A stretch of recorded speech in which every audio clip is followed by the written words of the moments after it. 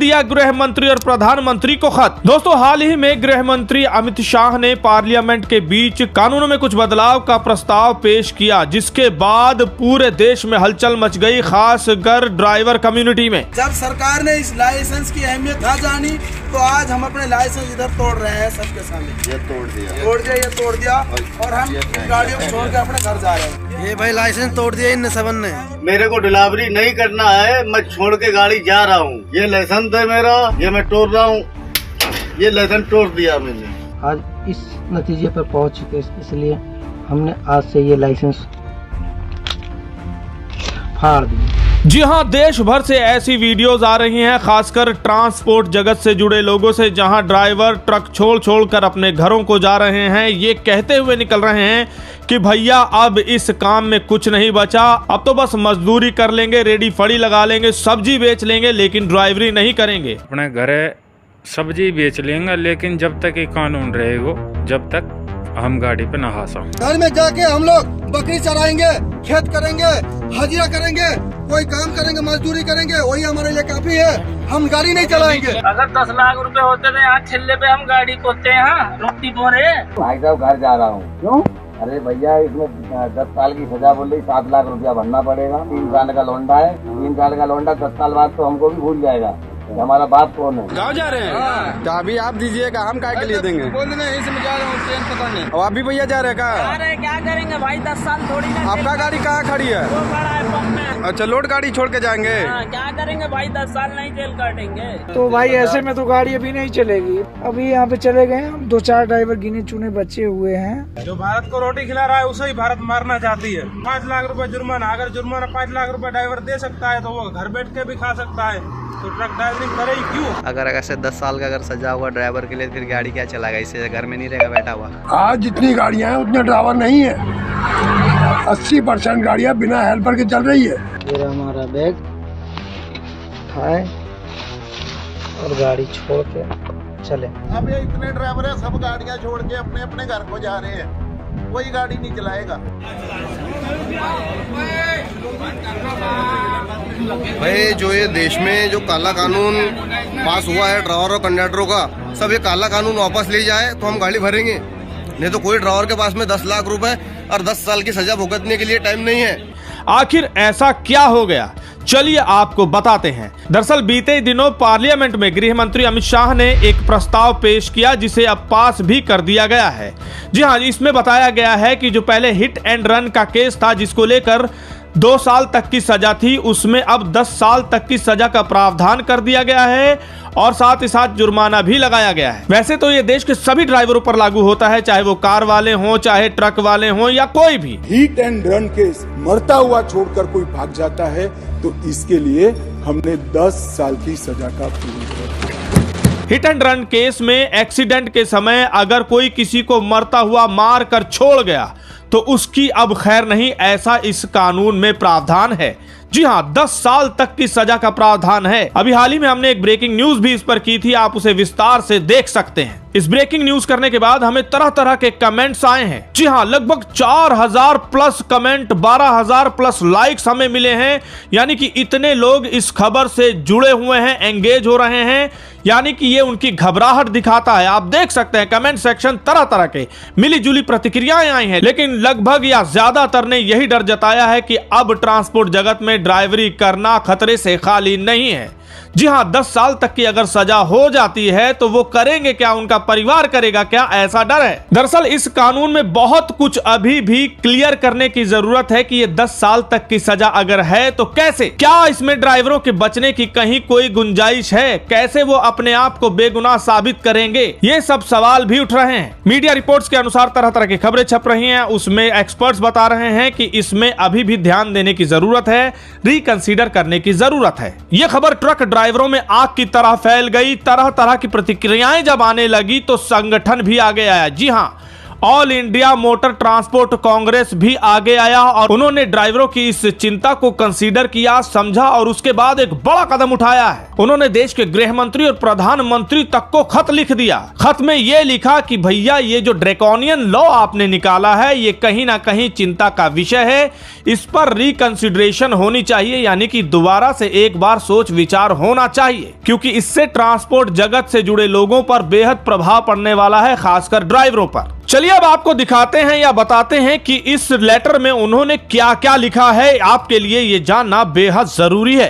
देख सकते हैं सबसे पहले तो सब्जेक्ट लाइन में उन्होंने लिखा है कि the road transport fraternity of India strongly protest and raises concerns regarding draconian provisions under proposed legislation on hit and run cases under the Bharatiya Nyaya संहिता 2023। यानी कि वो कहना चाह रहे हैं कि ट्रांसपोर्ट फ्रेटर्निटी यानी कि जो ट्रांसपोर्ट से जुड़े लोग हैं वो इसका बेहद विरोध करते हैं और ये चिंता जताते हैं कि ये जो ड्रैकोनियन प्रोविजन इसमें दिए गए हैं हिट एंड रन केस में, जो भारतीय न्याय संहिता 2023 के अंतर्गत हैं, उसको रिकंसीडर करने की जरूरत है। उन्होंने ये माना है कि ट्रांसपोर्ट सेक्टर और ट्रक ड्राइवर देश की इकोनॉमी में सबसे वाइटल कंट्रीब्यूटर हैं, यानी कि बहुत बड़ा इनका योगदान है देश की इकोनॉमी में, और इस तरह का जो कानून निकला है उससे वो घबराए हुए हैं। इसमें रेमिफिकेशंस यानी कि कुछ न कुछ बदलाव की या क्लैरिफिकेशन की जरूरत है। पहले पॉइंट में उन्होंने लिखा है कि the proposed law has been introduced without any consultation with stakeholders particularly representatives from the transport sector. यानी कि उनका कहना है कि ये जो प्रपोज्ड लॉ है इसे बिना किसी स्टेक होल्डर की राय मशवरे के ही पेश कर दिया गया। आगे वो बताना चाह रहे हैं कि दिस ओवरसाइट इज क्रिटिकल। उनका कहना है कि ये बहुत ही गंभीर है। आगे उनका लिखना है इसमें किसी भी तरह का अभाव बुरी तरह से प्रभावित करेगा इस सेक्टर को। दूसरे पॉइंट में उन्होंने लिखा है कि India is currently grappling with the shortage of drivers in the transport industry which is around 27% in the country. उनका कहना है कि भारत में पहले ही ड्राइवरों की 27% तक की कमी है, यानी कि लोग इस व्यापार इस बिजनेस से नहीं जुड़ रहे हैं।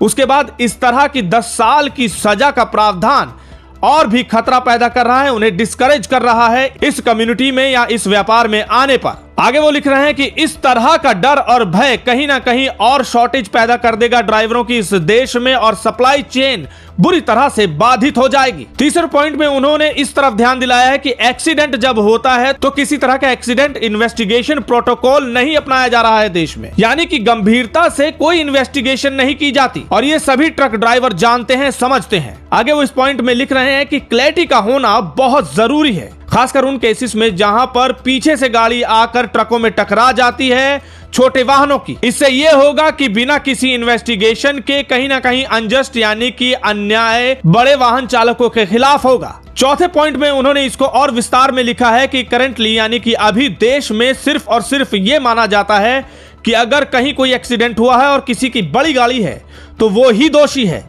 ये एक तरह का माइंडसेट चल रहा है, चाहे गलती किसी को भी हो लेकिन दोषी बड़े वाहन वाले को माना जाता है। ये कहीं ना कहीं अन्याय है बड़े वाहन वालों के साथ, यानी ट्रक ड्राइवरों या ट्रेलर वालों के साथ। अब पांचवें पॉइंट में उनका कहना है कि हिट एंड रन केस में थोड़ा सा रिकंसिडरेशन इसलिए भी जरूरी है क्योंकि हर जगह ये नहीं होता कि ड्राइवर वहां पर इंटेंशनली एक्सीडेंट करके किसी को मरता हुआ छोड़कर भाग जाए। वहां पर वो इस वजह से भागता है कि वहां भीड़ आकर उसे मार देगी, उसे वो गुस्सा झेलना पड़ेगा, इस डर से वहां से निकल जाता है। ये डर उसके दिल से निकालना सुनिश्चित किया जाना चाहिए, इसलिए रिकंसिडरेशन की जरूरत है। उनका कहना है कि उनकी सिक्योरिटी को लेकर कुछ मेजर अपनाए जाएं। बहुत तरह के इंसिडेंट सामने आते हैं जहां पर ड्राइवर अपने आप बाद में आकर सरेंडर कर जाते हैं, उस समय लेकिन सिचुएशन को देखते हुए वहां से भाग जाते हैं। अब लास्ट पॉइंट में उन्होंने बोल्ड करके अक्षरों में यह दिखाना चाहा है कि कहीं ना कहीं पूरी ट्रांसपोर्ट कम्युनिटी इससे कंसर्न है, इस तरह के लॉ से इसको दोबारा से एड्रेस करने की या इस पर ध्यान देने की जरूरत है, नहीं तो ये देश में बहुत बुरी तरह से सप्लाई चेन को प्रभावित करेगी।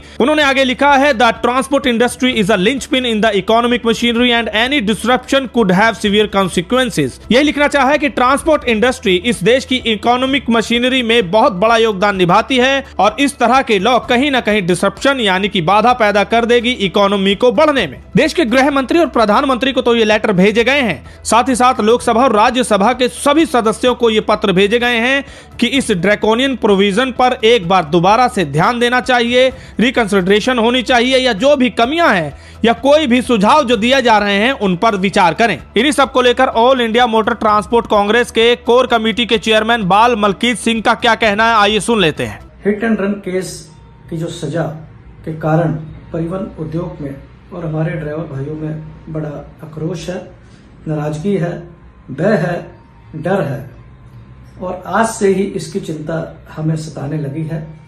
पहले ही देश भर में 27% ड्राइवर की शॉर्टेज है और ट्रांसपोर्ट सेक्टर और ड्राइवर एक वाइटल कंट्रीब्यूटर है रोड सप्लाई चेन में, माल ढुलाई में। अगर इसमें कोई सुधार नहीं किया गया या इस बिल को जो काला कानून की तरह हम इसको देख रहे हैं, अगर इसको वापस नहीं ले गया तो आने वाले दिनों में बहुत बड़ी परेशानी देश में सप्लाई चेन में होगी।